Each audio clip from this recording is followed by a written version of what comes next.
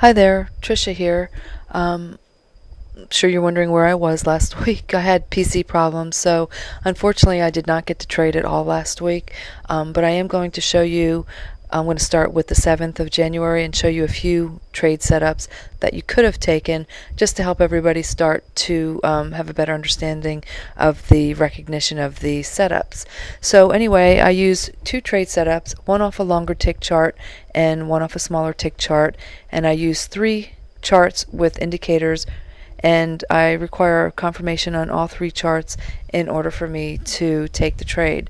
So anyway, if you go to www.easyemintrade.com, you can check these out. So again, I did not trade live. This is me just looking back at what you could have taken, because I did not have a live platform last week. I didn't even have really a computer that I could trade on last week. Lesson learned there for everybody is that if you have PC problems or you're having internet connection problems or trouble with your broker, just don't trade, because you don't want to get sucked into a trade and not be able to get out. There's nothing worse than feeling helpless and just sitting there to watch a trade go against you and you can't get through to your broker to get out. So definitely don't want to do that. So I'm actually starting to use Sierra charts just to try those out. What I'm doing is I'm trying a few different charting platforms just so I can see what's available in comparison to the indicators that I require for my setups, only because I have many different platforms that people are using that are purchasing the ebook. So I'm just trying to compile all the different files for all the different charting software.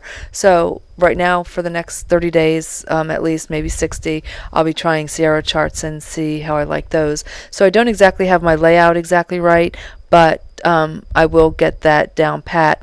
The good thing about Sierra is they actually have all the indicators that I use available without needing any custom indicators, so that's nice. So anyway, with that said, at 10:12, this is our smaller minute chart, and I'm showing you this because we can see that our trending indicator is not over 20. So that's what we need to remember, is that there are no trades. We don't need to be looking for any setups on our two charts, our longer tick chart and our smaller tick chart, unless we are over 20 with our indicator.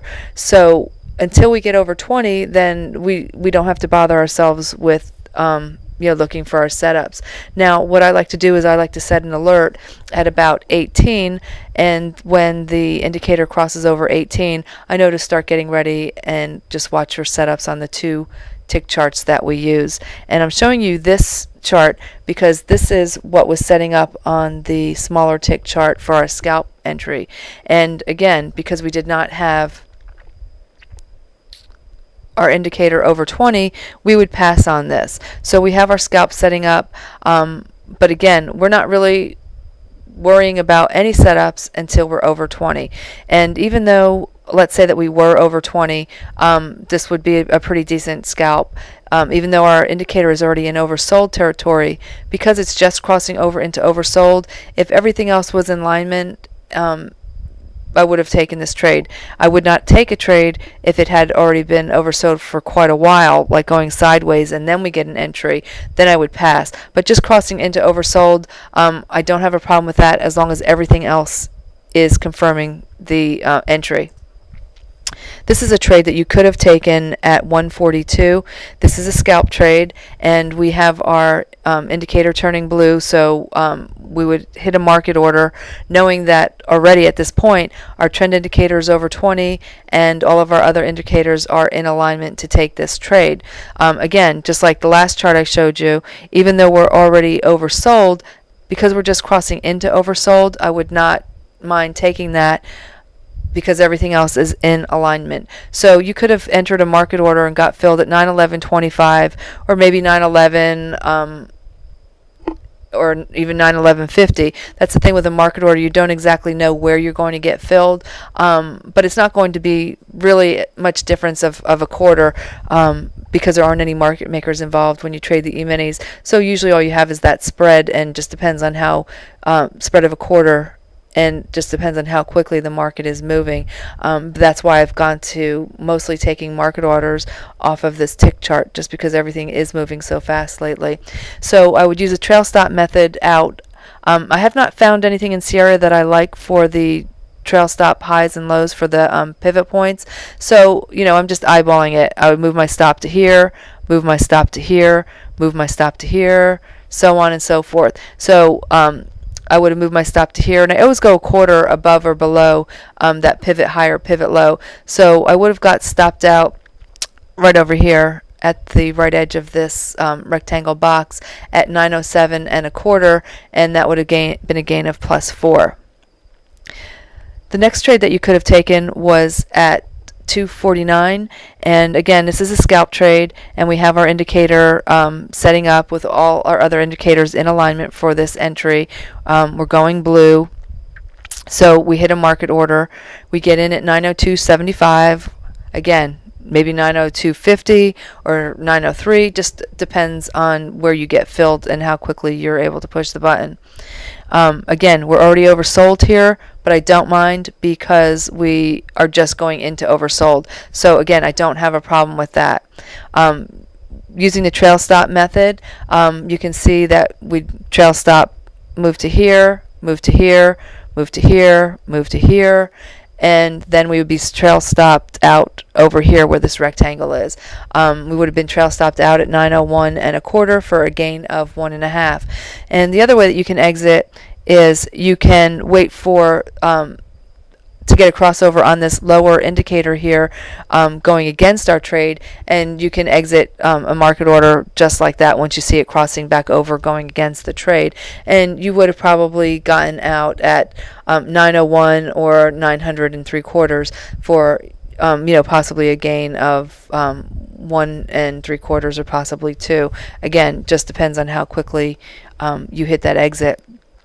Now I wanted to show you, I have the alternate indicators on this chart that this scalp indicator is based on, and I really think it would be a good idea if everyone who got the ebook went ahead and maybe after a day of trading just go back and put those indicators on your chart so you can see how they work in relation to the scalp indicator.